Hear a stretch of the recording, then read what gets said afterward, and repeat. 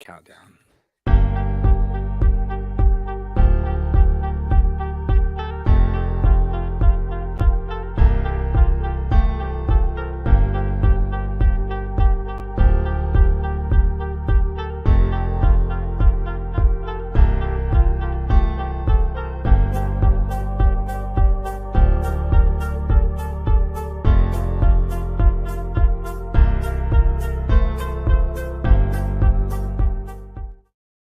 Holy BatCast, it's Andy DiGenova. Let's chat. Let's chat.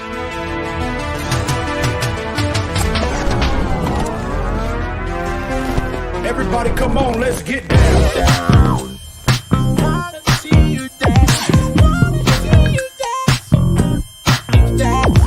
Get down. And I always like to thank my friend Freak Bass for that music. Andy, I liked it. Isn't he great? I was jamming out a little bit. I thought we had already started, and then we got the nice little intro. It was terrific. It's quite the production you have here. I'm impressed. Oh, well, thanks, buddy. I'm in my multi-million-dollar studio. It's amazing. If this thing zoomed out, you'd see like aluminum foil hanging down and whatnot. Anyway, it has been a while. The last time, we've only met in person once, right? I believe so. I think once. Maybe twice. I was looking at those photos. That was my buddy got married in Malibu, and I believe that was 2017, 18. Somewhere in that neighborhood, yes. Somewhere in that neighborhood. Yeah. We were hanging out in Santa Monica with Justin Kowalski. That's right. In fact, I tweeted a picture of us today, and it's apparently a picture of a photo. And I texted him. I said, "Do you have any better pictures than this?" And like 3 hours later, he just sends me over like all these high-res awesome pics. I'm like, dude, thanks. Perfect. So I was telling you off mic, on our way home today, my wife and I carpooled. We were listening to your podcast with your lovely wife. And I kind of want to start with you. And you're one of the most passionate, truly most passionate Batman fans I know. Truly pure. I've known you a long time. And Holy BatCast is fantastic. You've had it now. When did you launch that show? 2014. It'll be 10 years in February. Yeah, and I was with Batman on Film in those days, and we both were doing Batman-centric stuff for a long time, and then we met and overlapped, and you gave me a great honor of my podcasting life. Is I came on your, forgive me, which episode was it? It was like your 100th episode or 200th? I think it was 200 when I got 200. Like the different like sound bites and stuff. Yeah. Yeah, you had me come on. And I am now 3 episodes away from 400. Wow, dude.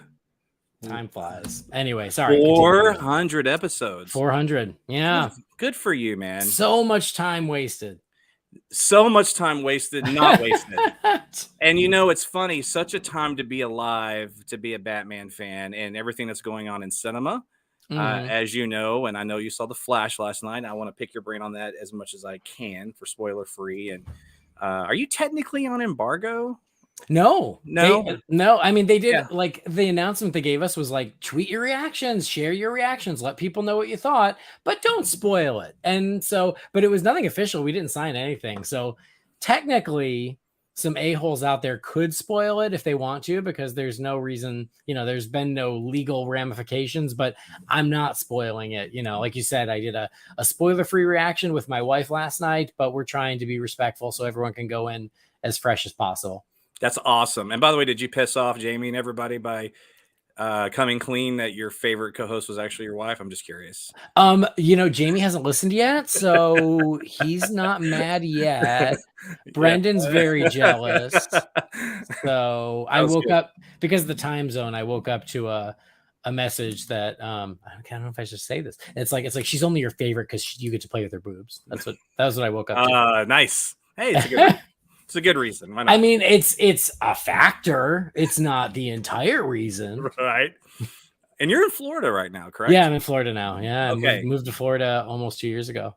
Now, we're going to get back to the genesis of your love for Batman, but I wanted to ask you this real fast. We were texting about the Universal park that's coming to Dallas. Are you going to be opening that? Are you going to be? I'm not. I do work for Universal Studios, but I am working on the new park in Florida. So you won't be a part of that. I will not. But I will probably make the trip to just come see the one in Texas because I'm very curious. And I have a little kid now, so I have a good excuse for it because that park is going to skew you a little younger. It's not like the Universal here in Orlando, but I'm excited for it. But yeah, my project's here in Orlando. And how old is she now? She is 15 months. 15 months. 15 months and a little crazy girl. She is just all over the place right now. I love that you had a little girl. Obviously, everybody that, if you have a son, sons are great, but I have my 2 daughters. I now have stepkids too that I adore, and I have 2 stepsons. So that's awesome. So I get that in my life. But man, my girls are everything. In fact, I want to show you this. This is from last Father's Day. That's awesome. I love it. My daughter Harper, who was at the time 8, made that for me. Isn't that great? That's great. So I love it. That's the kind of stuff you have coming your way as well. So I should have brought some of Harley's artwork, but it's pretty bad. Yeah. And I've got my Hadley and my Harper, and we're H dad. Yeah. H name girl dad. And we have Harley. Yeah. Her first birthday, all Harley Quinn themed. Nice. Yeah. Love it. So love it. All right, buddy. So you launched your show in 2014, right? Yes. But you have been a Batman fan your whole life.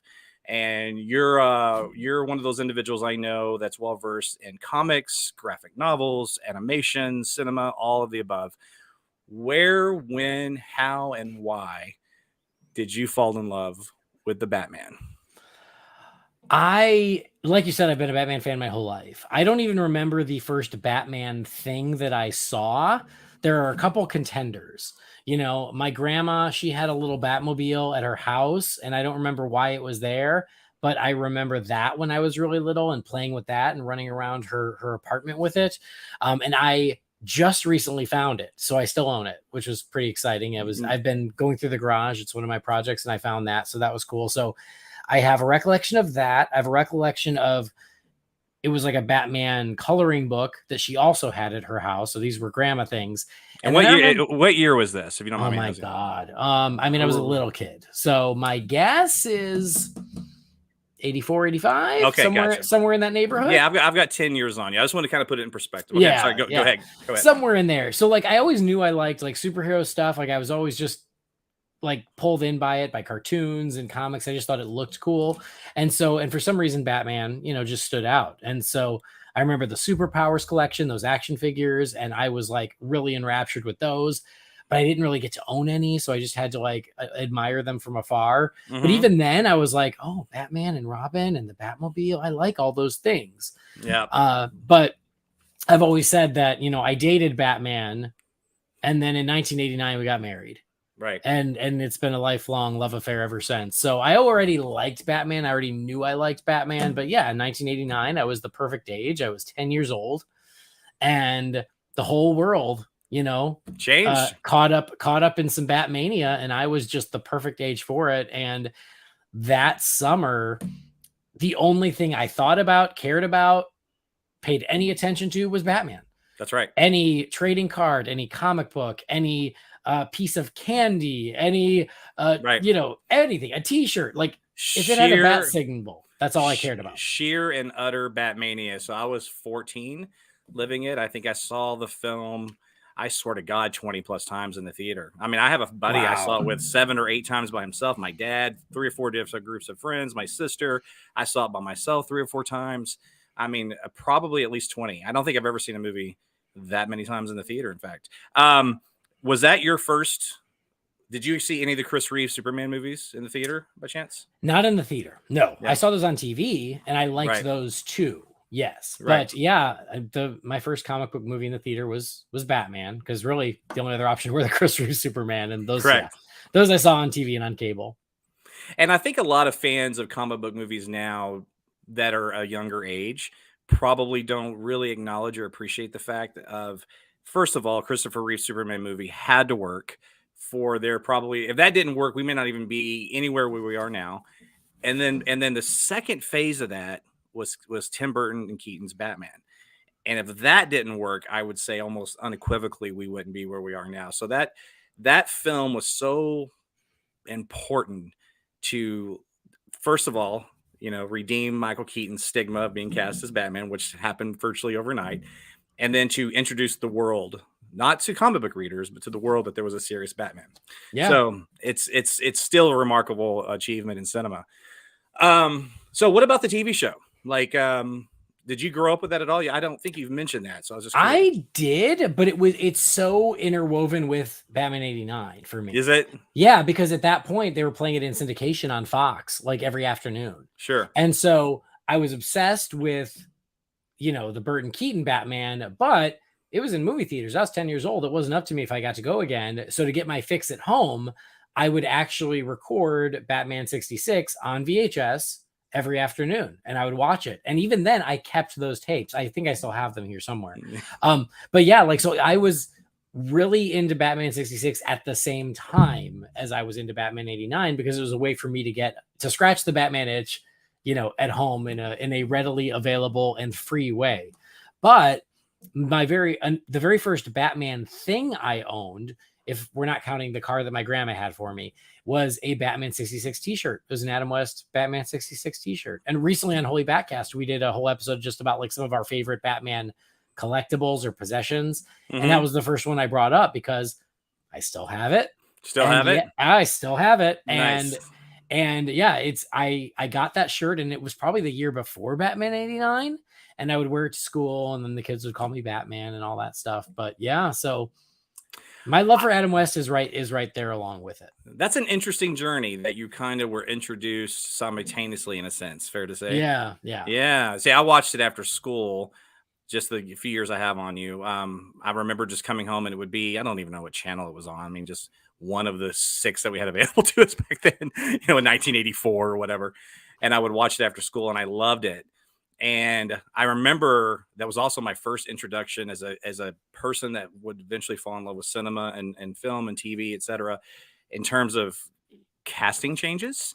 Watching the film, going, wait, that's not Julie Newmar. Of course, I didn't say her name. I was like, that's Lee Merriweather. I just knew it was somebody different. Yeah. And then we had, Eartha Kitt, and then you had a couple of different Riddlers, and so that show shaped me in a lot of ways too, and just kind of gave me a peek of like behind the scenes, like, oh, these are actors playing a part. But very cool. So I will say that Batman 66, you hear about it now, especially when people talk and look back at it, they say, oh, it worked for kids, because for kids it was an adventure show, and it worked for adults because it was very like winkingly funny. And it was so true, because when I was into it, watching it at 10 years old, I knew it was funny, but I didn't know that it knew it was funny. Right. Like, I thought it was unintentionally funny. And it wasn't until I got older and rewatched it, and I was like, oh, they're in on the joke. Got it. And they are so in on the joke. It was like a light went off when I watched it, after puberty. But at the time, I just thought it was just so ridiculous, and I kind of laughed at it for that reason. There are so many scenes that I can think of right now going, and my friend Bob Seska actually put this on Instagram one day. I don't remember what scene it was, just one of the most god-awful, goofy things, but so awesome at the same time. And he said it was something like he was on the phone being Batman and Bruce Wayne at the same time. That's what it was. Oh, okay. Yeah. It's so bad, but it's also so great. And he made a point. He was like, every actor that plays Batman moving forward should have to audition with that scene. I thought, you know what? That's actually not a bad idea. That's a great call. Because, I mean, you watch it, it's pretty masterful. Yeah. But he knew what he was doing. Too much fun. So I know that you also have kind of an independent love for Robin. Is that fair to say? I do. Yeah. Like, I love Robin nearly as much as Batman. And I think when growing up, like, Batman and Robin did just go together, Sure. And I understood. Exactly. And so I understood why he wasn't in the first movie, but I've just always loved Robin too. I just think he's always been a great character. I've always loved his design. I just think he looks so great, like, as sort of the opposite spectrum of Batman. And sure. And so, yeah, I love Robin. I always have. And so, as I collected Batman crap, there was always Robin stuff along with it, where I was like, oh, I need Robin. So who's your favorite Robin? Tim Drake. Tim Drake. Tim Drake. He's my guy. I love Dick Grayson, but in my mind, Dick Grayson is Nightwing, at this point. Sure. So for me, like, that's my way of getting around it, of going, Dick Grayson's my favorite, but he's Nightwing. Tim Drake is my favorite Robin. One of the things I'm interested in The Flash, and this is not a segue, and I obviously don't expect you or would want you to respond to this. I mean, you wouldn't want to respond to this, but I have this burning curiosity in terms of this stage in this Batman's life, Michael Keaton's, and did he ever have a Robin? And is that discussed at all? And it probably obviously wouldn't be Chris O'Donnell. So, but anyway, enough of that. Let's shift gears a little bit. So one of the things that you have asked people on your show, I believe you still do this. Like when you have a guest on, are you still asking them what their favorite Batman film is? Yeah. Anytime it's their first time on the show. That's I want to hear about their favorite Batman movie and why. Well, why don't you do that for us today, please? Switch it around. What is your favorite? I'm going to steal your own little bit here. What is your favorite Batman movie and why? So I always have to say favorite is different than best. Correct. My favorite is still Batman 89 because it is the movie that made me fall in love with Batman. Sure. And it's the movie that made me fall in love with movies. Ooh. So when you were saying, oh, Batman 66 was sort of gave you your first insight into, oh, these are actors and they can be recast. And it started giving you a little bit of glimpse of it's not just the content. There's a whole thing going on behind the content. Correct. That's what Batman 89 did for me. So not only was it a movie that I just was obsessed with and I consumed everything I could about it and I loved it and just couldn't get enough of it. But because of that, I bought the souvenir magazine. I bought the official book. I watched every interview I could. I watched every behind the scenes thing. If it was on Entertainment Tonight, you better believe I was watching it and taping it on VHS. So it allowed me to peek behind the curtain and fall in love, like you said, with just movie making and cinema and storytelling. And so it's my sentimental favorite because it is literally a movie that changed my life. It changed my fandom and made Batman a lifelong thing, but it also made me obsessed with storytelling and movies, which in a lot of ways led me to what I do for a living. That's amazing. It made me fall in love with Michael Keaton. I knew Mr. Mom mainly because I was about to say Shelley Long. That's not right. That was Money Pit. Because Terry Garr was in Mr. Mom. Terry, thank you. I get Money Pit and Mr. Mom mixed up sometimes. I don't know why, I just do. But I was already familiar with Michael Keaton, obviously with Beetlejuice. And for some reason, I knew Clean and Sober. I remember watching that movie. I think with my mom in the theaters. Well, and that movie was like the defense that people used when he was cast as Batman. Is like people were like Mr. Mom, and it's like, hey man, he just clean and sober. Yeah. Have you seen this movie? Right. See that monologue at the end? That's intense stuff. Yeah, that still gets overlooked even today when people reflect back on it. It's like, hello, Clean and Sober came out the year before. Right. But it made me fall in love with Jack Nicholson's career. Yeah. And it wasn't One Flew Over the Cuckoo's Nest. It wasn't Chinatown. I fell in love with those films because of Batman. Mm-hmm. And then obviously I have followed him ever since. And he's still one of my favorite actors. The Departed and As Good as It Gets, I think, are my two favorite performances by his. Those are amazing. Outside of the Joker, obviously. So that's your favorite for the reasons you listed. If the world was going to explode tomorrow, if you didn't remove it and replace it, you had to, what would it be? The world is in your hands. The world's going to explode tomorrow unless Andy removes Batman 89 and replaces it with his favorite Batman movie. It has to be the runner-up. The runner-up. Or the world explodes, Andy. On you. Okay. I mean, that's a lot of pressure, but yes. The runner-up is Batman Begins. Okay. I adore Batman Begins. I think it is it's not perfect, but it's pretty damn close. And so I that's always my thing is Batman 89 is my favorite. Batman Begins I still think is the best Batman movie. And that is not to say there aren't other Batman movies I love, but I just think Batman Begins, man, it knocked my socks off in 2005. It gets better with age. Every time I watch it, I just get so sucked in. It's just fantastic. So I love it.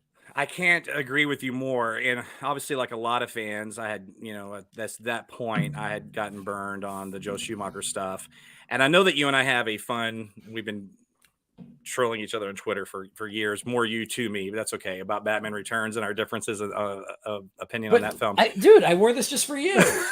You're not. It is a Batman Returns shirt. That's darn right. I should have noticed because it has the extra little circle, the oval. I just found this on Amazon, maybe it was eBay. Maybe I found it on eBay like last month, and I was like, dude, that looks like I could have bought it in 1992.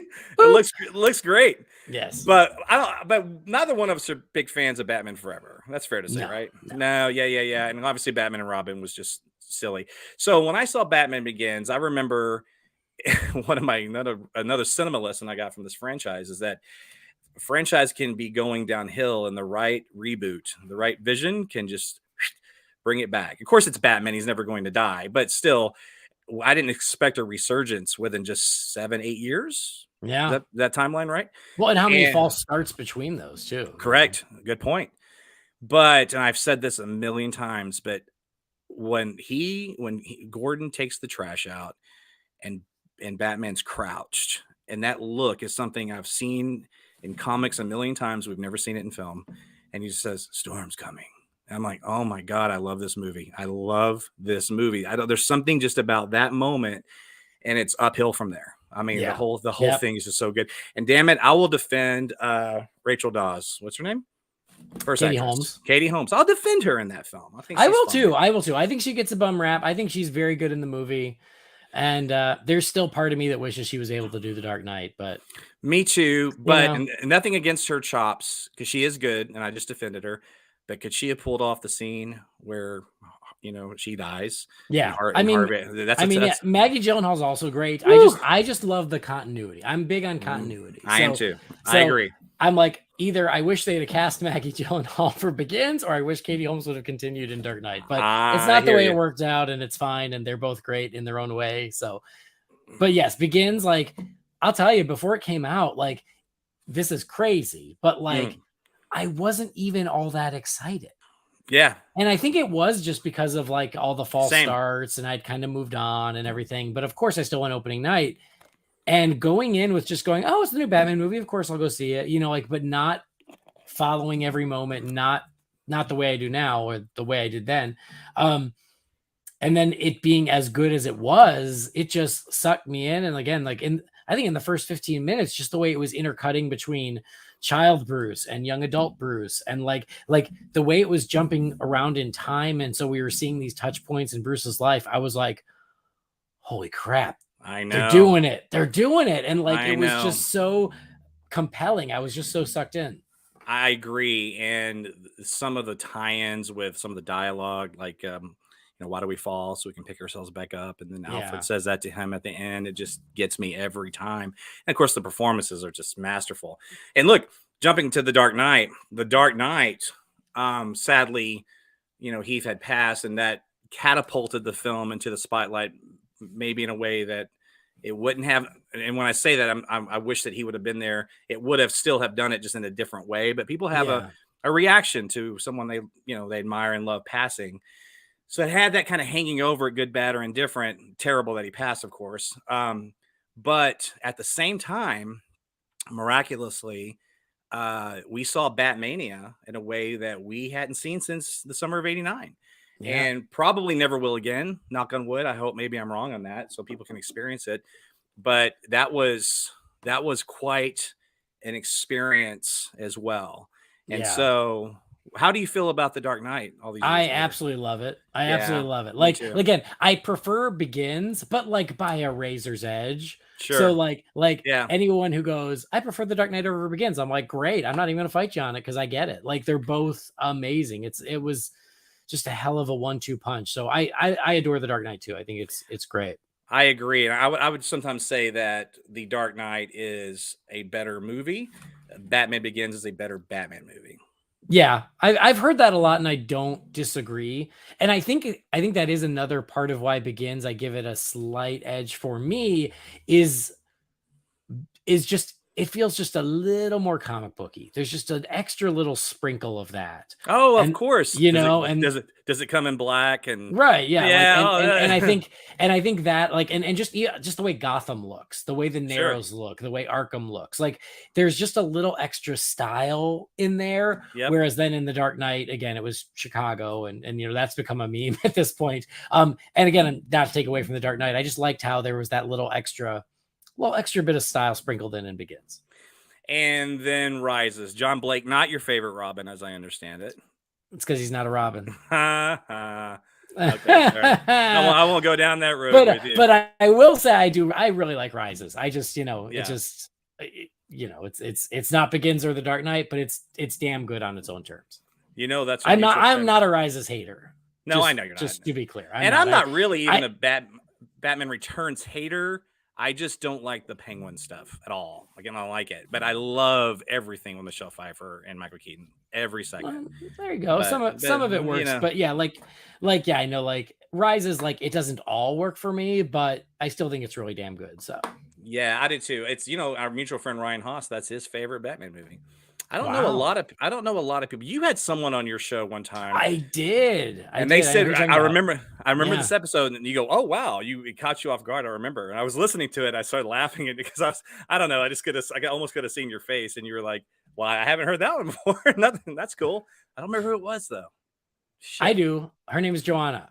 Oh, it was a female. Yeah, it was a female. Yeah, because that's why I remember is like, yeah, you don't get that answer often, and when someone comes to me with like a unexpected answer, I respect that. I like that, Oh, of course, all in good fun. I mean, I know people that absolutely love Batman Forever, and they'll die on that hill, and good for them. So do I.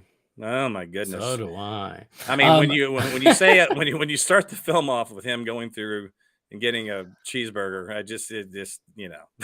the first line in the movie. I'll get right through. The first line in the movie. It's like that was the shot across the bow. We know what we're doing now. Yeah, right. That was it.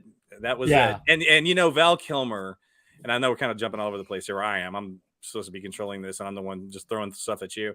But Val Kilmer and George Clooney, both great actors, both of them. They really are. And really could have been great Batman in the right film. But they reported the duty. They did what the script allowed them to do. And, we've never had a bad Batman, I don't think.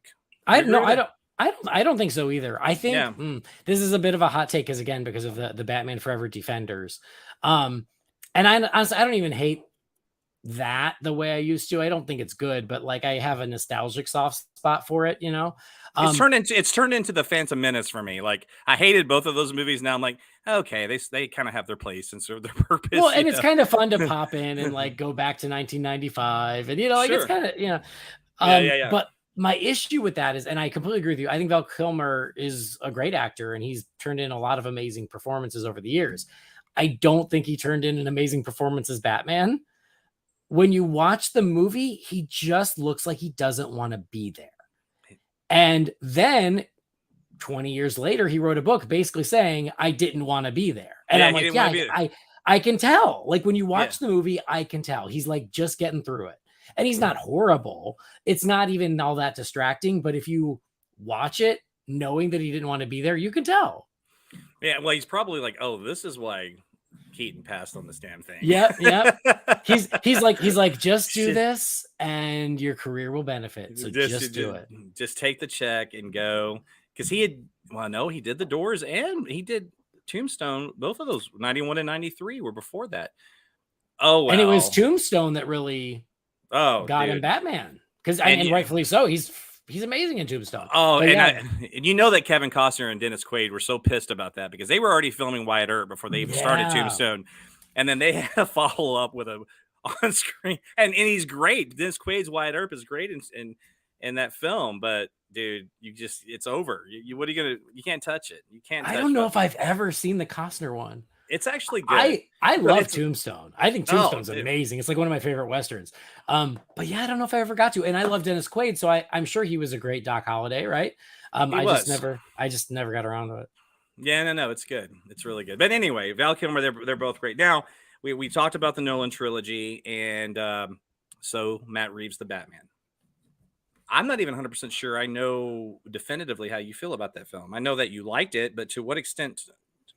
I'm not a big fan. You're not a big fan. I'm not a big fan. And I've taken a lot of heat because it's I think the cast is exceptional and everyone does a great job in it. I think Pattinson's great. I think Farrell's great. I think Zoe Kravitz is great. I think everyone's great in it. And there are elements I like. I like the Gotham, and I do like that we get Detective Batman. I didn't need to go more real than Nolan. I had no need for that. So stylistically, it just doesn't do anything for me. I like the score. But the story doesn't really suck me in. The Riddler, I was very disappointed because I love the Riddler. He's my favorite Batman villain. And I'm like, this is kind of the Riddler. Well, and here's the thing about the Riddler with me on that is that for me, oh goodness, I've got a visitor. He's going to be a parenting moment now. My kitty cat.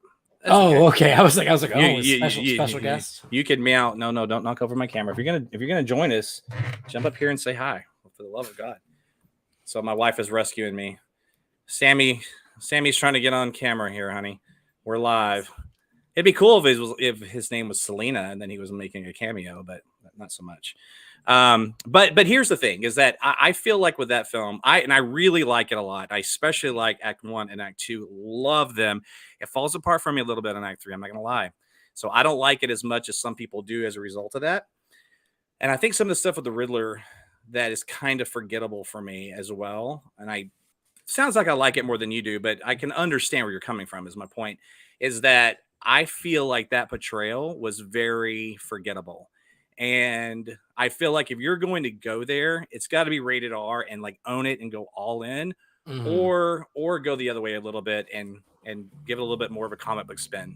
Fair to say, you know what I mean? Because even that opening scene where he kills the mayor, right? Like that needed to be rated R, or it needed to be a little bit more over the top, I guess. Right.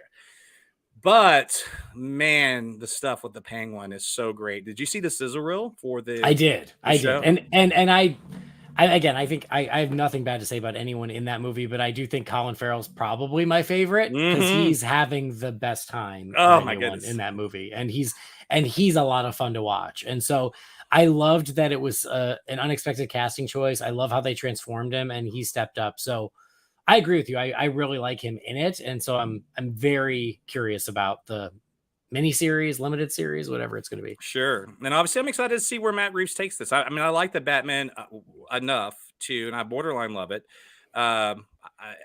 enough to get really excited about where it's going. But I will say, and it's nothing against Matt Reeves. It's nothing against the film. I don't even know why I'm saying this, but I'm going to say it.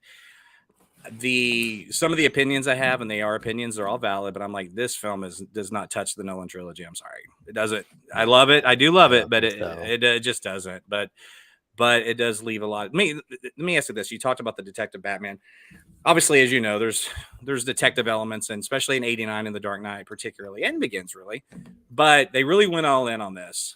The scene where he shows up, Batman shows up at the murder scene of the mayor, and they're playing Nirvana, and he's walking through and interacting with the police. Yeah, that scene, I can just take that scene and watch that scene a million times.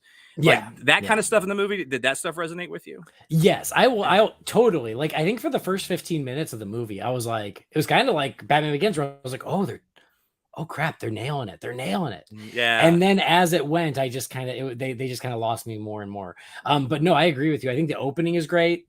And then you're right, that first scene is really great. And I do think that like Batman fans will often say give me Detective Batman. But you're right, like Batman does at least a little bit of detective work in almost every single one of his movies. That's right. It's just not the focus of those movies. But you're right. He does it at 89. He solves the Smilex issue, and he does it by doing detective work. He gives Vicky Vale the file and says, "Yeah, exactly." I mean, show that to the press. And then let's go shopping. He takes the bullet out in The Dark Knight and does the analysis. Yeah, I mean, and even in Returns, he's doing research on the Red Circus Gang and where the Penguin came from. He's looking at old newspapers. I mean, I feel like a lot of people, when they think, Detective Batman, they don't count it unless he's on a crime scene dusting for prints or something, the Batman certainly did a lot of that. And so I think that finally scratched that itch for a lot of people. But it's like, no, you're right. Like he, in The Dark Knight, he goes in, he takes that brick, he solves that. Like, I mean, in Begins, he's going out and he's doing, there's at least the element of Detective Batman in most of the movies.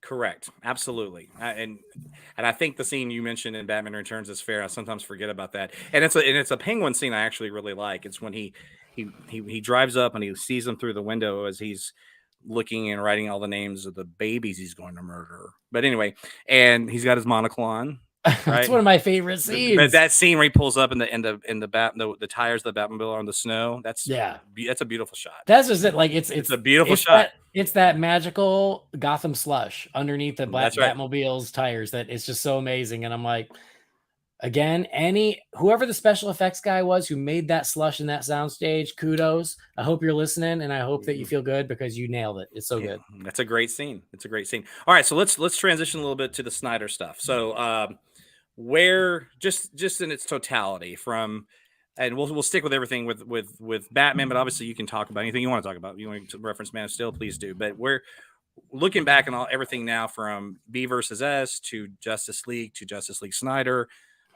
How do you feel about it all? So I feel like this one I like more than you do. I love the Snyder movies. I really do. But it's one of those things where they worked for me. I appreciated the big swings. I appreciated what he was doing. And it worked for me. But it's also one of those where, for the folks who it didn't work for, I get it. Like, I totally get it. You know, it makes sense. But for me, I went with it, and I appreciated this version of Batman that he wanted to tell, especially in BVS, and then, you know, kind of then do the redemption of Batman in Justice League. So yeah, I love Affleck as Batman, and I liked what Snyder did with Batman. Not 100%. You know, there are certain things I would tweak, but they didn't ask me. But overall, I actually really like the Snyder stuff. Well, you know, some of my favorite Batman scenes, some of my favorite Bruce and Alfred scenes are actually in B versus S. There's some really good stuff with those two. In that movie. Yeah, agreed. And there's, I didn't like what they did with Superman and B versus S, but I actually really liked Batman. So okay, all right. That's really, at the end of the day, especially looking back on it, how I break it down. And I really like Man of Steel, and I love Watchmen. I think it's a masterpiece. Oh my gosh, dude, I can watch that now going, Snyder nailed it, man. Yeah. Oh yeah, that's a movie that only gets better with every rewatch. It's so good. It does. And I know the ending is quite different from the book, but it all works. It works. Anyway, so this will be a good segue. So you saw The Flash last night. I did. And I listened to your show, but I don't want to pretend like I heard anything that you said. So okay, we won't spend a whole lot of time on it, because I don't want to. I mean, you're smart enough not to get into a trap, but I want to respect anyone that's listening, and also respect your own desire to not want to spoil anything. But just let it rip. Tell us your thoughts as far as you are comfortable doing so. Yeah, for sure. I mean, I will not even, you know, toy with any spoiler territory, but we had a great time. We loved it. We thought it was awesome. I will say, and I said this on my show, but like, I think I let my expectations get a little bit of the better of me, because it was a lot of, well, what if this, and what if this, and what if this, and then a lot of that never comes to fruition. And so because of that, I was like, oh, I just wish they would have done this. And, you know, it's that kind of thing. But that aside, the movie itself is a great movie. We had a great time. It's very well rounded. It's exciting. It's funny. It's emotional. It's action packed. The storytelling in it, I think, is really efficient and effective. It is funnier than I was expecting. I did see some of those reactions after CinemaCon of like, oh, it's actually a really funny movie. And it is. And that worked for me, but it also like knew when to be dramatic, and it knew when to be emotional. And yeah, I'll tell you, I rolled some tears at the end. So it's great. I can't wait to see it again. The biggest question, and this is something me and my wife were talking about today, is like, they told us at the beginning, there was a little video with Andy and Barbara Muschietti, and they said, this is not the final version. The final version's released June 16th. And so I'm very curious as to what was missing or what will change in the next 3.5 weeks or so. So that's a big question mark, but even the version we saw was awesome. You know, much like I was saying with the Batman, the cast overall was terrific. Ezra Miller is great. You know, however you feel about them off screen, which is all fair, they give 2 amazing performances as 2 Barry Allens in The Flash, and they're great. Michael Keaton does not disappoint. Supergirl is awesome. Sasha Calle. So it's really awesome. And I give them a lot of credit, because it's an incredibly ambitious story to try to tell, because you're coming off of this whole DCEU with lots of ups and downs along the way, and building off of that, but still tell a self-contained Flash story that's also Flashpoint, and then also kind of setting things up for the future. It has a lot it has to do. And when I'm watching it, I was just very impressed with, I'm like, man, they're hitting it as we go, and it never feels overwhelming. It never feels confusing. Nothing feels awkwardly wedged in. It's just really well written, well performed, and it's a great watch at the movies. So we had a great time. Nice. And what about fans of Affleck, which I am a fan of Affleck? What about that? He's awesome. Yeah.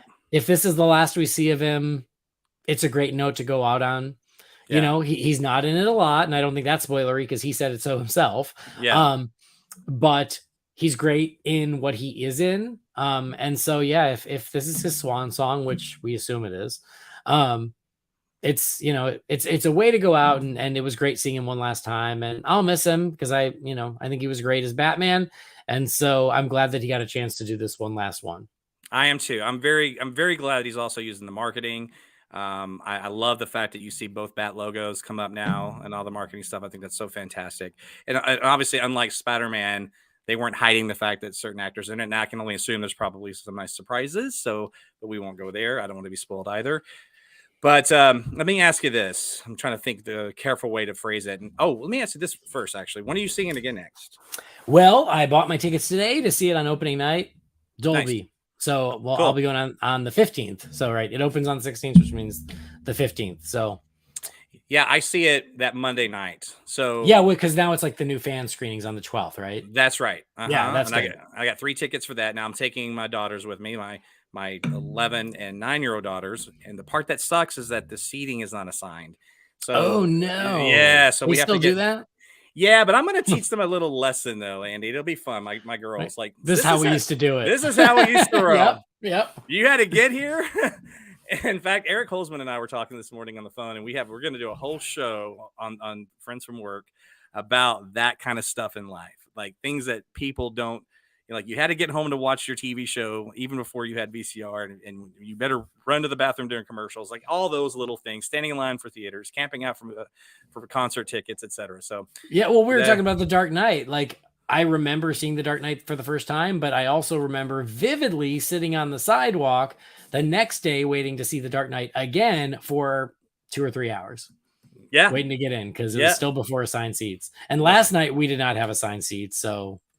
That was a lot. So you got there and just waited in line, basically? Yeah, got there early and waited. So now I have assigned seats on opening night, and I'm happy and great. Well, I'm hoping with 2 little girls with me that if we're going to get there early, but if it's like super ambitious crowd, then somebody has a little pity on us. So yeah, I hope so. We shall see. But I'm very, very excited.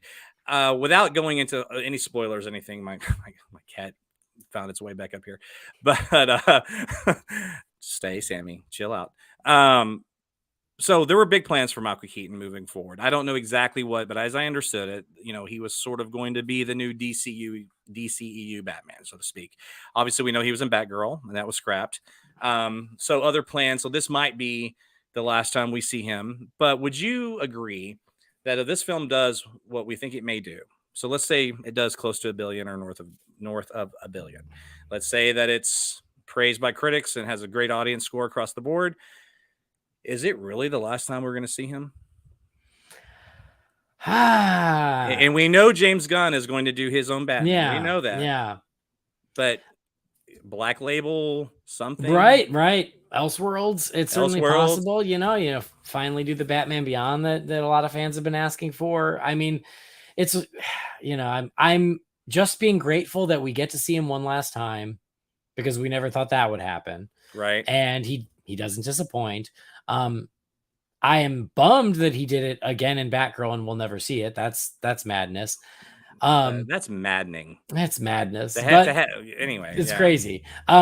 But yeah, I mean, all things are possible, right? Like if the fans demand it and the movie is successful, I mean, yeah, like anything is possible. Well, we live in this great new world now where you can have all these characters coexist with different incarnations at once. You remember think about how crazy that is. And I've had this discussion with a lot of people online, but it is a remarkable thing. And I tell this story, In 1998, the last summer, I was Superman at a Six Flags in Texas, and it was a stunt show. And Dean Cain's Lois and Clark was playing, and they were so strict about me interacting with kids or anything because Dean Cain was the face of Superman, and I had to fly out and I had to hide. Meanwhile, everybody else did a meet and greet, Batman, Batgirl, Green Lantern, etc. And I think back on just that, how crazy that is. Look at Christopher Reeve, look at George Reeves, look at some actors, Adam West, that were typecast.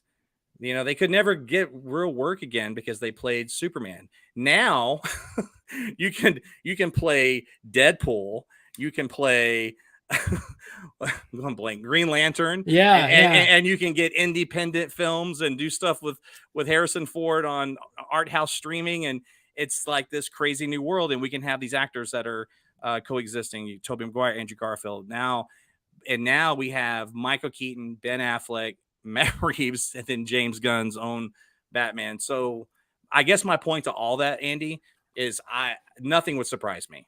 Yeah. In this new world, I think they could pull off virtually anything. We already have 3 Batmans coexisting at the same time, literally right now.